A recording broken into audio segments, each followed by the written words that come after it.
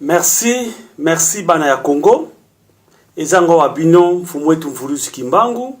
Lelo na ye pona sona bino muke, Seigneur. To bondela muke po to solola likambu ya Tata Nzambe. Seigneur Dieu, merci une fois encore. Na tomboli kombo na yo na nzela molimo mo santo. Papa, yo zali nzambo kelaki likolo sena nyonso na nzela ya molimo mo santo.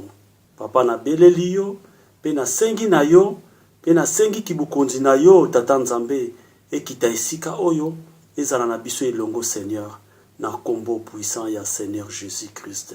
Merci Seigneur une fois encore. Tikete Seigneur maloba na ngeza maloba na yo Nzambe. Ndengo pesa ki basali na yo batambola ki na kata Biblia, lokola Moïse, lokola Elia, lokola Seigneur Jésus-Christ de Nazareth, lokola Seigneur apôtre ya Seigneur Jésus, Seigneur Papa zwa lokumu Papa, ngai muumbu na yo na tango Seigneur, ona koloba awa mkola lelo Seigneur, oye uti pai na yo, ngai te na yebaki sekele ya bonzambe te, na yebaki pe sekele ya molimo mosantu te, kasi na ngolu na yo nde Papa, oponaki ngai, pe olagisinga ki bukontinue ya likolo Seigneur. Tikete na zongisi lokumu epa na yo, na kombo puissant ya Seigneur Jésus-Christ. Amen. Merci Seigneur. Ya solo bana ya Congo, lelo ngai mfumu wetu mvuluzi lelo, na ye pembeni na bino, na ye pona talisa bino, munene ya kibu Nzambe. Ya solo, bino nde boko landa ngai, pe bino batu boko pesa réponse. Soki nazali fils de Dieu, tout puissant, tout saint. Na yebite, ce qui nazali, Bar Jésus, les magiciens, na yebite, binonde batu, beaucoup pesanga ya nunangai na mukolo ya, lelo oyo, na ba révélation nyonso, oyo nazwa ya Nzambe. Total na kata Biblia, biso nyonso landaka, total na Biblia, na kata Biblia balobi boye. Nicodème akutani na Seigneur Jésus de Nazareth, bakende po basola po ba vérité so azali mosali ya Nzambe. Kasi tango bakendaki bakutanaki yoka Jésus-Christ aibsaki Nicodème. Si un homme est né de nouveau, il ne peut voir le royaume de Dieu. Muto ya botami sika ya solo akomona bokonzi ya likolo. Mais to comme na tango mususu Jésus-Christ aibsa Nicodème boye. Si un homme ne d'eau et d'esprit, il ne peut entrer dans le royaume de Dieu. Muto abotami na mai pe molimo mosantu akoki kokota sikona bokonzi ya likolo. Est-ce que biloko nyonso yo fumeta kokisango toyebite. Merci bana Nzambe tolanda prophétie ya Tata Nzambe oya pesa kabana na ye. Ngai naibaki makambo Nzambe te mais oyo nga nazwi na vision na kata ba songe nazo pesa bino pona tali sabino lolenge Nzambe aponaka po mutu akoma fils de Dieu. To koma ki le 12 2 mois 2001 na awa na Finlande Helsinki to monaki pasteur moko ai côté ya awa azaki israélien monsieur Luc ayaki ateyaki mais mukolonga azoteya mais to comme na souka lui to glorifier Seigneur Jésus-Christ de Nazareth. Tant to comme glorifier Seigneur Jésus-Christ de Nazareth, na mona mbala moko, nzoto na ngamba moko, elingi ezwa tremblement. Tant nzoto na ngai ngobanda kolenga na kati prière. Ana comprendre te na bale sous prière. Papa na moni nzoto nonga bandi kolenga na kati prière, mbala moko na komi kotoka. Nzoto nanga komo sentir lokola bekai moko ezoko lunga na nzoto lokola poto siko ebetela kimbula suki mbule beti mabele kauki après soko fongoli maboko boye ale ba poso e bandi kolunga sentir bandi kolungwa elingoloba nzoto ya sika nzoto oya salite nzoto oya biso kibo moto to bota mama na tata elongwe nzoto mosanto eko bima na kata nzoto na ngai. Merci mingi to comme les 4 deuxième prophétie to comme les 4-5 mois 2002 nde na kata ndaku nanga na saka kolala mbala moko na ko prier wana na senti les mêmes puissances oyo ekitela kaka na kata église na 2001 le même puissance wana ekiti bandana mutu ekiti ti ekomi awa tremblement wana bangisinga na kati prière na la boye tata nzambe akomolakisa ngai kibokonzi oyo ya mabele oyo ya satana ya diable oyo tobengi la sorcellerie lolenge naza komona mwasi moko abongami nguma azako kende akena sima nzete azaki mutu kasi akena sima nzete atelemi ngabi pourquoi telemi boye nakende kotala boye mwasi akomi nguma abandi kokende nde nalandaki nguma wana pona mona na lupango oyo akota kitanga koti na ndako nde esika na ko découvrir tala banyoka ebele na banyau me kasi bilongi nyonso batu ezaki ya mboka Finlande nde esika na ko yebaki ya solo sorcellerie eza na mboka na biso Finlande Helsinki. A partir wana sikoyo na ekolota sundoto mususu na kati ya ndako ya papa na ngai Roger Sikala na moni ba mama Finlande bakoti na kati ebele melika na moni mama moko atelemi liboso mama ngo aza koloba nini alobi bandeko na ngai bolimbisa ngai na kanisa ki lokola mfumu wetu ndenga zali wana azana bakisi na ndaku nzoka azani na bakisi te azani na nzambe bolimbisa ngai après wana neko sosusu ndoto mususu kaka na kata ndako papa Sikala na moni lingomba mama ebele na kati kuna mwasi wana swasui maloba pona nini mfumu wetu tsoka sambilaka tremblaka alengaka nzoto te wana ezali bunzambe te me wana ezali bondoki ndenga alengaka wana Jésus Christ alibanda kolenga te wana ezali puissance moko démoniaque satanique azana ba magie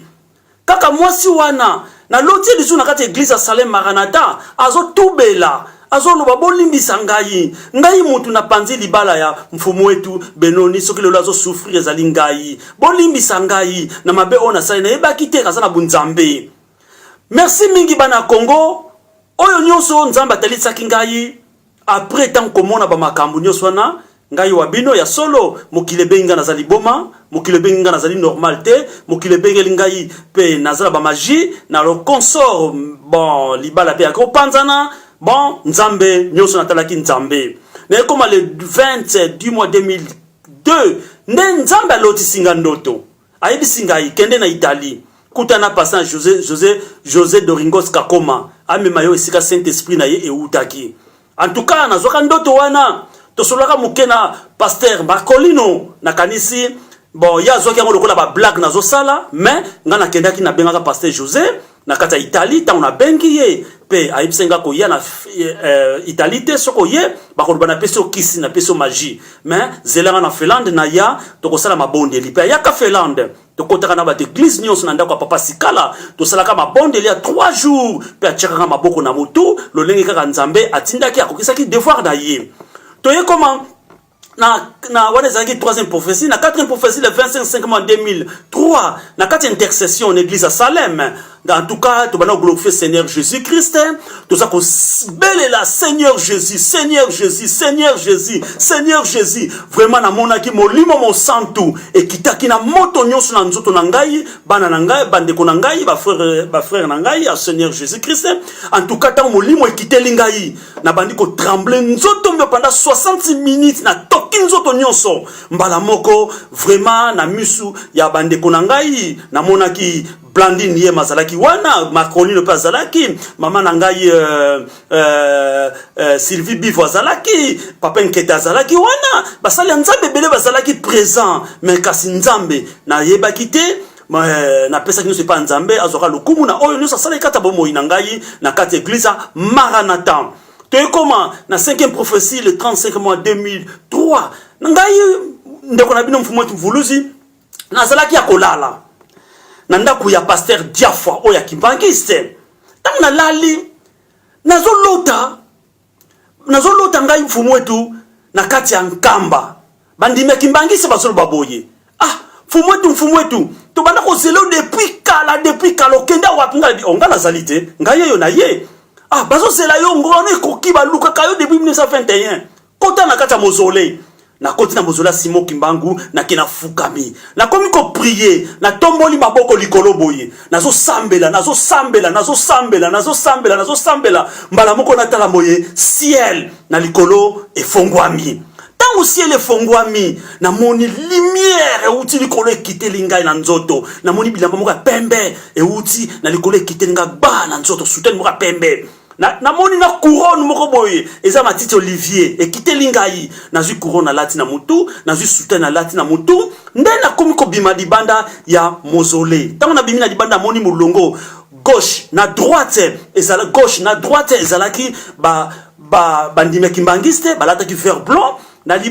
na nzela wana batandi maputa bazolo banini esprit ya kimbango ezongi lisu na mokili esprit ya kimbango ezongi lisu na mokili Simo kimbango azongi alléluia Hosanna Hosanna na mandala na maboko bazo glorifier papa kimbango bazo glorifier Seigneur Jésus de Nazareth naza koleka na 4 na bango nyonso na nkembo yesika wana eko la pongi mais mokolo nazo ki prophétie wana ezaki na ndako ya pasteur Diafwa batu bazalaki wana papa na ngai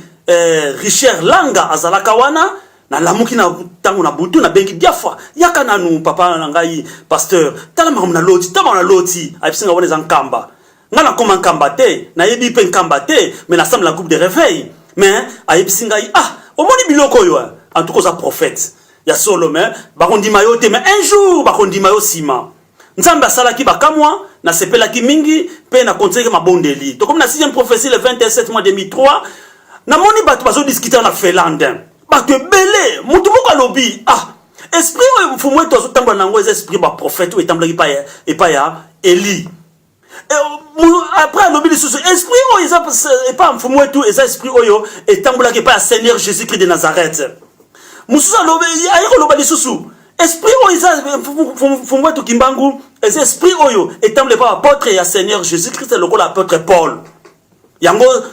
papa mfumu wetu nguya oyo ekiteli euti na ciel eza vraiment ya nzambe ya solo bamusu balobi jamais biso toyokaki sango ke balobi aza na bamagie aza na bakisi mais tokondima te mutu wana ayebisi bango susu alobi nga nayebisi bino boyebi molimo mosantu ndenge esaka nzoto ya mutu te tala ndenge Eli puissance ekitelaki mpe Élysée yango mpe ekiteli epai ya mfumu wetu mvuluzi kimbangu vraiment nzambe azwa lokumu naleki wana nakomi na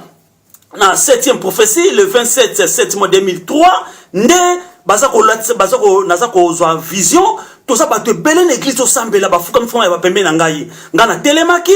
pembeni na ngai fi ndeko moko mwasi kombo na Rachel azaki pembeni na ngai na tomboli maboko likolo boye nazosambela namona ciel efongwami tango ciel efongwami lumière ekiteli ngai ya makasi nzoto na ngai ekomi rayonner nzoto na ngai epeli mwinda ekomi kongela makasi penza mais kasi mwasi azaki pembeni na ngai kombo na Rachel poto tango ciel efongwami na wiki voix elobi likolo ozali mwana na ngai naza kopesa batema molimo mosantu mbala moko namona ciel mbala moko eye kokangama mbala moko nzoto na ngai zwi tremblement moko ya makasi kosakana te bana Congo ngai wa bino ba frère en Christ frère ba sœur na en Christ vraiment en tout cas la mokaki na pongi en tout cas na komisaki nzambe ezali malamu mingi oyo azosala katabo moi na ngai toyi koma na 8e prophétie bana ya Congo le 16 mois 2003 vraiment boyebi ke balobaki nakuta na pasteur José de Rengot Kakoma ya solo tokutani tobondelaki mais na date le 16 mois 2003 na kozwa ndoto toza na pasteur José de Rengot Kakoma tozo tambola na ye kasi tant totambola après ko bima église tozo ke na ye alobi tala na likolo boye na moni rayon moko boye ya moto euti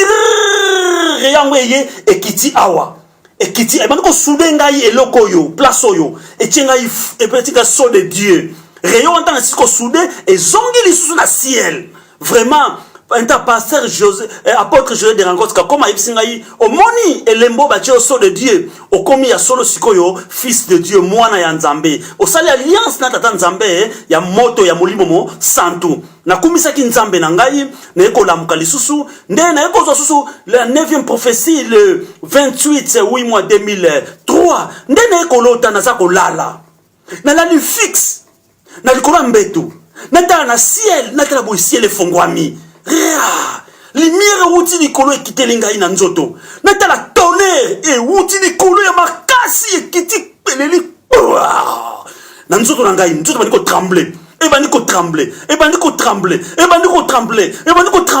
mbala moko natala na 4 tonnerre papa Simo Kimbangu atelemi na ciel na liputa na ye puissance ezouta na nzoto papa Kimbangu ezokota na nzoto na ngai mais kasi ngai na monoko na zoloba ngai Kimbangu ngai kimbangu, ngai kimbangu, ngai kimbangu, ngai kimbangu, ngai kimbangu, na lamuki na pongi. Tango na lamuki na pongi, bilamba nyonso na lataki. Ekomi motoki mai, toki nyonso. Mbala moko na sanini, tango na yolo ngai kimbangu, nzoto komaki rayonner, e peli lokula mwinda makasi ya kosakana te, éclairage moko makasi. Mbala moko nazui na lamuki, na longoli bilamba, na changer bilamba, na lati bilamba mu susu. Tokei li susu. Na deuxième prophétie, il y a le 29 mai 2003. Baza kotalisa ngai mutu moko aya azopela moto. Nzoto mubimba. Aya pesinga mbote. Nzoto na yeba ko pela moto lokola mutu wana. Aya bisinga nazo peso baptême du feu du Saint-Esprit. Baptême nazo pesa yo ozala molongi. Puissance nyonso satanique diabolique oyo nyonso ya diable kolonga yote pour ozala molongi ya mukolo. Kasi na moni na fenêtre basi mibale ya fenêtre ba ko tala wana na fenêtre ba bi oh siko mutu ba tuli ba osani wana alobi ote ko tala mfumu wetu to kanzaki ko sala ba magie to ina ba magie nzoka ndaza na nzamba solo to ndimi sikoyo azana magie azali nzamba solo bana moko basi ba kimi ne ola mukana pongi eniko ba profession nini basi wana bango bato panzaki nga sango nakata felani bubimba ndoki magicien azana ba magicien azana boye menzamba révélaki nga bango toye comment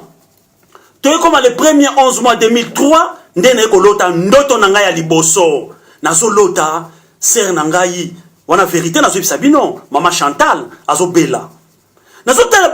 bazo sambela na lokolo na droite zaki lokola kopola bazo sambela nga benga batana boti ko sambela ye boyi ma Chantal toke na prier yo mbala mo bato ba finga ngai ndoki longwa kuna magicien yo ibo sambela batu na lamuki na pongi na kei mkomusu na église na kuta mama Chantal fara na ebisi mama Chantal na lokolo na droite oyo na moni za kopola ba la tenisa pour mama Chantal kuta albi alonga kuna yo mona makambu yo sambelaka mbala moko na kena ngai après une semaine ba bisi mama Chantal ko hôpital ba opérer ye kaka place oyo nga na yebisaki ye na kena ki hôpital na kuta mama Chantal papa kingi asalaki témoin na ngai na mama Chantal moni ngai papa ya solo za nzambe place ba lo yebisa ngai nyoso yango opérer ngai na pesa mama Chantal ko to sambela kasi nga na yebisi nga na sambela ka boyete pesa nga mbote apesi nga mbote na simbi na loboko boye na komi ko prier na kombo Seigneur Jésus na komi ko prier na kombo Seigneur Jésus na kombi ti to si prière tant de si prière mama Chantal na yebisi mama Chantal boye ko bombela nga secret mo côté nyonso ba ko yebiso na pongi la kisangai na bimi pe to sona papa kingi na kenangai to komi le 25 11 mois na ko zo ndoto ba yebisi nga kende na ndaka mama Chantal kende ko prier mama Chantal zoma isambela sokola elongi na benga pe mama Chantal bisinga oui papa benoni ya solo kutu na lota kindoto moko boyaka na kende pe na ndaka mama Chantal to solo na ya yebisinga ndenge ba lakisaki na kata ndoto wana ba cercueil misato 5 zaki wana oya ye na zo lakisi tala oyo kombono ba fongoli cercueil za na koma mama Chantal ngabi ale baluka zonga kende kotala simate mama Chantal asimbi nzela akei ndesikoyo tanga comme na ndaka mama Chantal beti ndeka lota kindoto wana sili mais fana sambele na mai mais lokola bano benga mutalibo manini netizaka mai te to saka prière après si na kenda na ngai nde mutalibo so na vie na ngai ona sala ki prière na kata mboka Finlande sinki tanga belaka zaka malade zaki mama Chantal yema na longwe wana na komi la 12 wana zaki 11e prophétie na komi la 12e prophétie bazo talisanga les 4-11 mois le 4-11 mois 2003 bazo la kisanga nasa kolala ciel efongwami tala moto moko euti na ciel eza makasi euti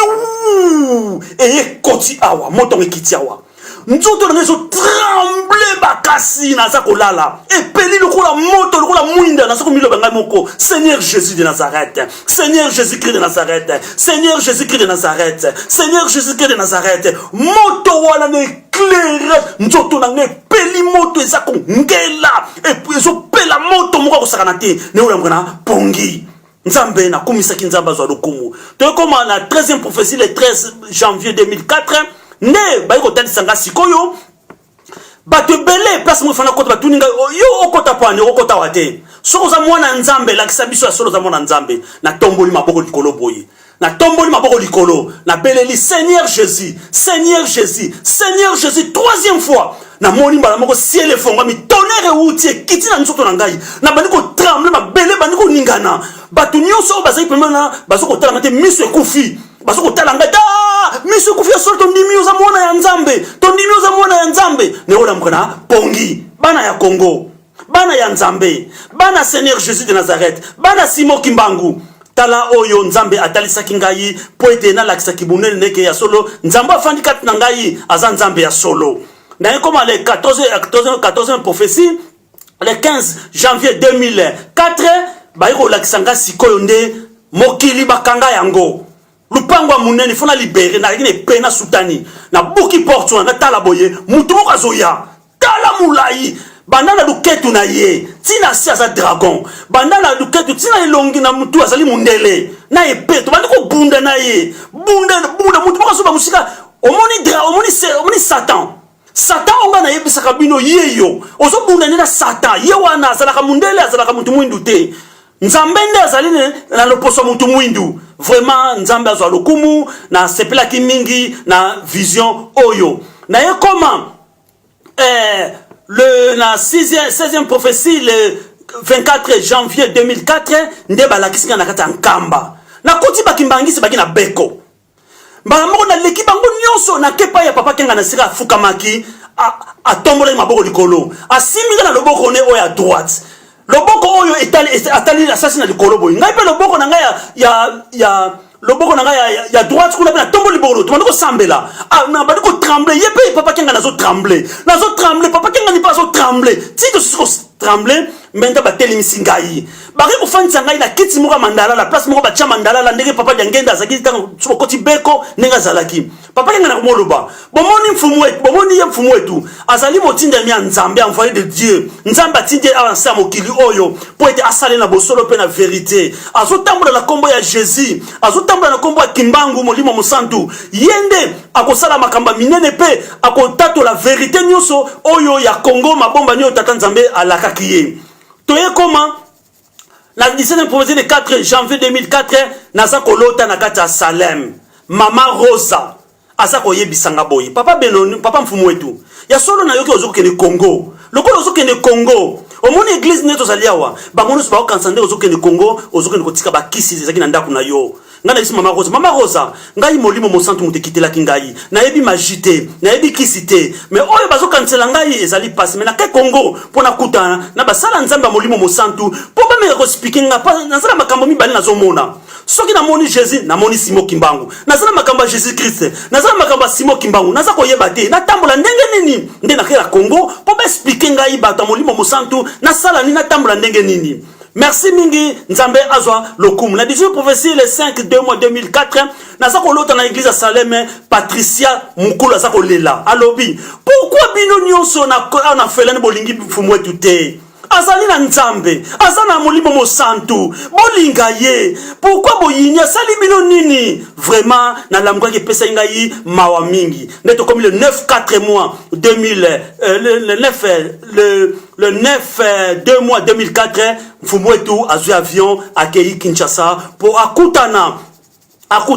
na basali ya nzambe na Congo nde bino nyonso boyebi makamuni elekaki na sima na ngai yawa nzambe na kendaki pe na Congo na kuta basala nzambe pe na kendaki tine église kimbangiste to sona ba pasteur église kimbangiste na ba pasteur belé pe ba pesinga ba le même conseil ba pesinga yi nzambe azwa lokumu bana ya Congo ngana yebisa bino na temple toujours na vérité nde na ekoma le 3 le 5 3 mois 2004 na kata Congo nde na ekozwa ndoto na moni libota ya mwasi na bota ne bana baiko zongisa mbongo dibala baiko buaka babiloko nosa dibala na pesaki po ete balobike nazana magie nazana bakisi yango babomi libala nzambe ayiko talisa ngai vérité wana bana ya Congo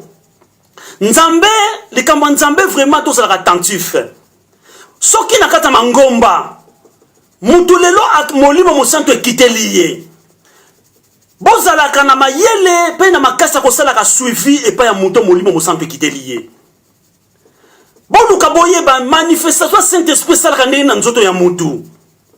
tala confusion oyo esalamaki na kati ya mboka na biso Finlande Helsinki pona nini eza na lisanga ya basi moko oyo ba panza kinga sango ba créer ba histoire ba inventer ba histoire ndenge na ndenge fumu wetu magicien fumu wetu azandoki fumu wetu alinga bomba mwasi na ndaku fumu wetu azana kisa mbongo fumu wetu boye bomoni lelo oyo na tchelibino vérité ya Molimo Mosantu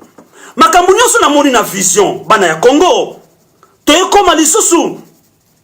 le 12 mois 2004 tokotaka mabondeli ndaka papa Paulin na mamelene mukolo tokotaka mabondeli 3 jours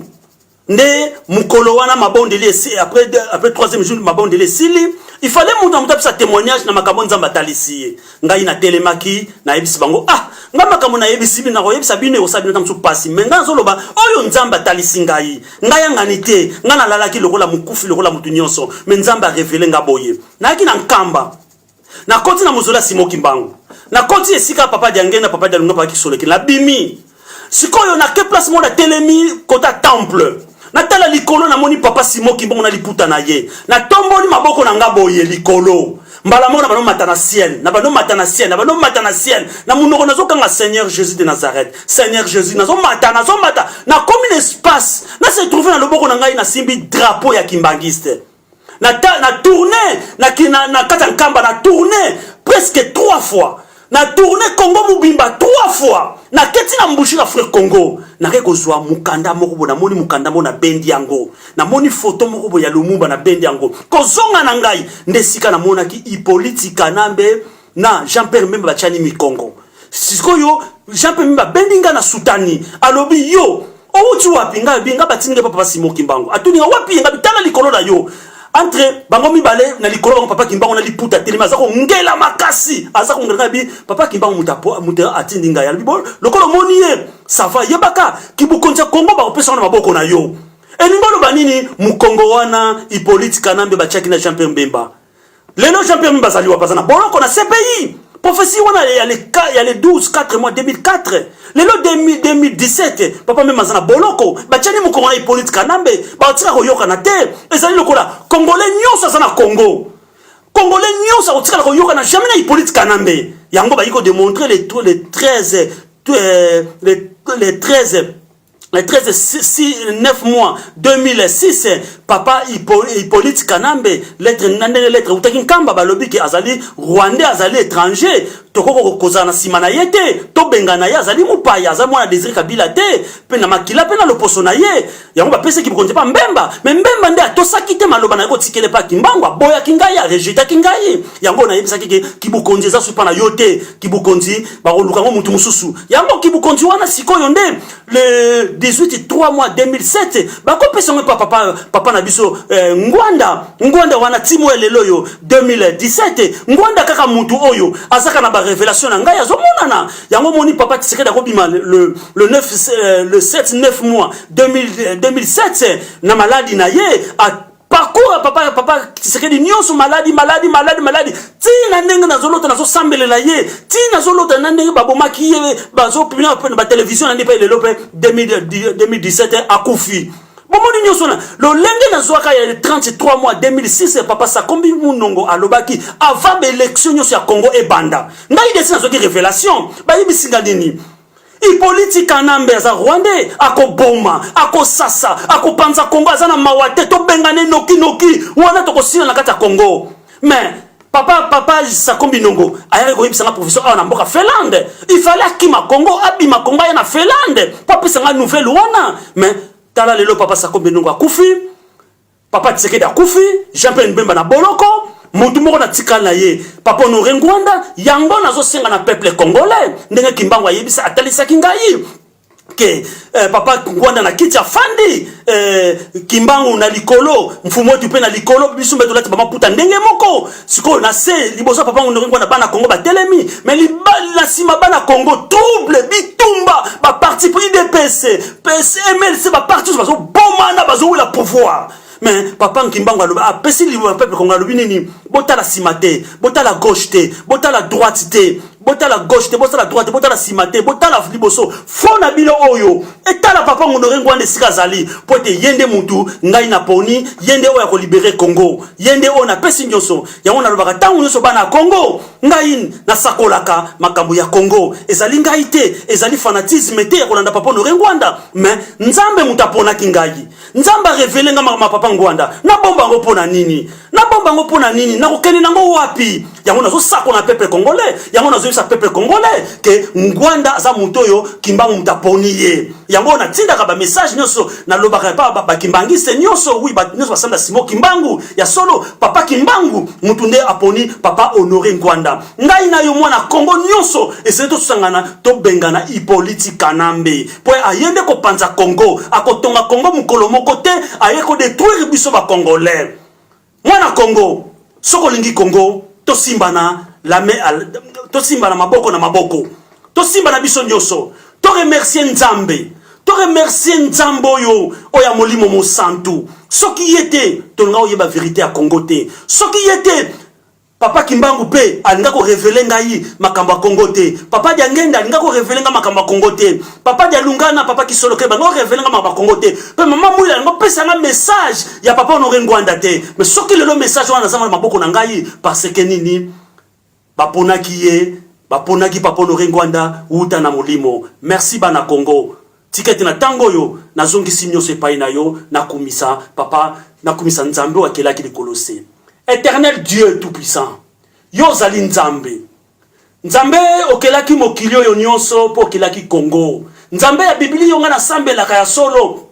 Nzambe ya molimo mosanto. Papa tikete molimo na yo. Ekite sika oye kambangai molimo na yo papa. Etangu sabana Congo na vérité Seigneur. Balanda maloba oyo pesa kangai papa. Ngai te na zwaka yango kasi na bolingo na yo. Ndeko pesa ki Moïse. Ndeko pesa ki Eli. Ndeko pesa ki Seigneur Jésus de Nazareth. Ndeko pesa ki bapotre nyosa Seigneur Jésus. Ndeko pesa ki Joseph akokisa mission ti pa Pharaon. Pe akokisa ki yango Seigneur. Pe Pharaon abetela ke maboko alobaki ya solo sala ololenge nzamba tindio na mboka ya Israël na kata Egypte. Ngai pe muumbu na yo papa tikete na kokisa oyo nyoso pesa ki ngai Seigneur. Merci Seigneur Dieu tout-puissant tout saint. Na bolingo na yo Nzambe otinda kingai Seigneur na ba prophétie na ba vision nyoso lolenge na simbaki papa Honoré Ngwanda na maboko na ngai naza ko prier pour na papa Honoré Ngwanda lolenge ciel fongwa maki likolo nzota papa Honoré Ngwanda lolenge lumière kitela ki ye Seigneur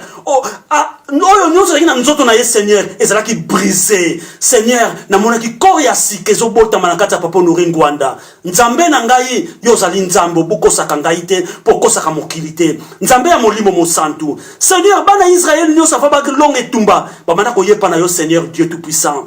tangu nyoso banda ko secours pa na yo zali ko révéler bango na ndoto na ba songe pe na ba vision Seigneur ngai muumbu na yo na pesi Congo na maboko na yo papa pe na pesi bana Congo nyoso na talisi bango na maboko na yo nde kumba bango Seigneur mema bango lolenge destin na yo bongisaki kata Congo papa ngana zoko kisa mission yo pesa ngana molimo na nzela papa Honoré Ngwanda poete kombo na yo ekumisama yo zalaki Nzambe